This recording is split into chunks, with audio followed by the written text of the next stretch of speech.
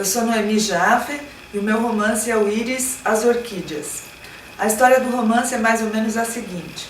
Em 1956, aconteceu na Hungria uma revolução que mudou os rumos de todo o comunismo mundial a partir de então.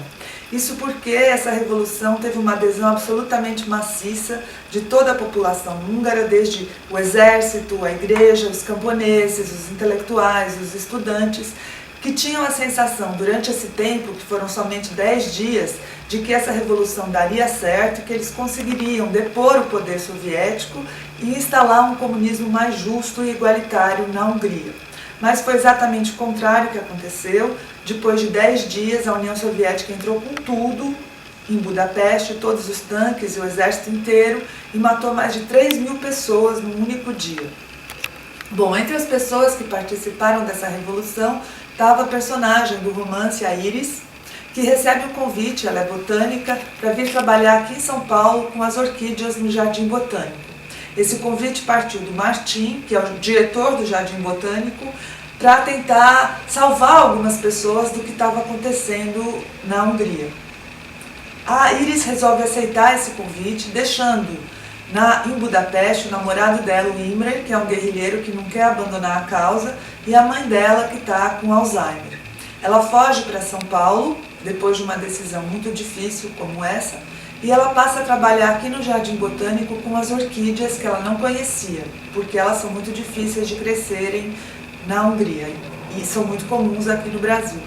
E ela, para surpresa dela, começa a identificar características dela mesma com as orquídeas. Por exemplo, a mais importante é que as orquídeas são epífitas, ou seja, criam raízes aéreas, e ela percebe que ela também é uma pessoa que tem raízes aéreas. Ela começa a escrever relatórios para o Martim sobre as orquídeas, mas ao mesmo tempo ela vai contando a história dela, do pai, que a abandonou quando ela era ainda muito pequena, do Martim, do Imre, que ela deixa na Hungria, e da própria mãe. O Martim vai respondendo esses relatórios e ao mesmo tempo tem uma voz neutra, que é uma espécie de coro grego que fica anunciando que as coisas talvez não deem tão certo quanto eles imaginam. Então eu vou ler para vocês um trecho que é justamente narrado nessa voz neutra, falando sobre o que é ser estrangeiro. O estrangeiro anda, não sabe para onde vai, se perde, examina mapas, não os compreende, não conhece a organização da cidade. Está deslocado mesmo quando está no lugar onde deveria. As características mais retraídas da personalidade, a timidez, os segredos, o medo, as hesitações, todas se acentuam e ele não sabe o que dizer, o que fazer, como se movimentar. Anda por caminhos clandestinos e procura cantos, margens e corredores. Ou então faz exatamente o contrário. Escolhe os gestos mais largos, anda como quem ocupa a cidade e a conhece ainda melhor do que seus habitantes. Distribui sorrisos, faz perguntas à torta e à direito, sem se preocupar com a propriedade do que diz, nem com o sotaque, e faz com que todos o respeitem.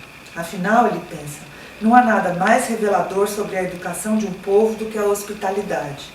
Pressupõe, então, que todos devem tratá-lo bem e lhe indicar os caminhos. O estrangeiro silencia, não sabe a coisa certa a dizer, quando dizer, como dizer. Teme usar a palavra errada para uma situação simples e corriqueira ou usar palavras de mais ou de menos. Teme que o julguem mal, que avaliem seu sotaque, que lhe façam perguntas que ele não saberá responder. Sabe começar uma conversa, mas não sabe dar continuidade a ela, então opta por nem começá-la. Quer dizer alguma coisa interessante sobre um assunto do qual entende um pouco, mas prefere nem tentar, porque pode soar inadequado. Por isso, o estrangeiro escuta.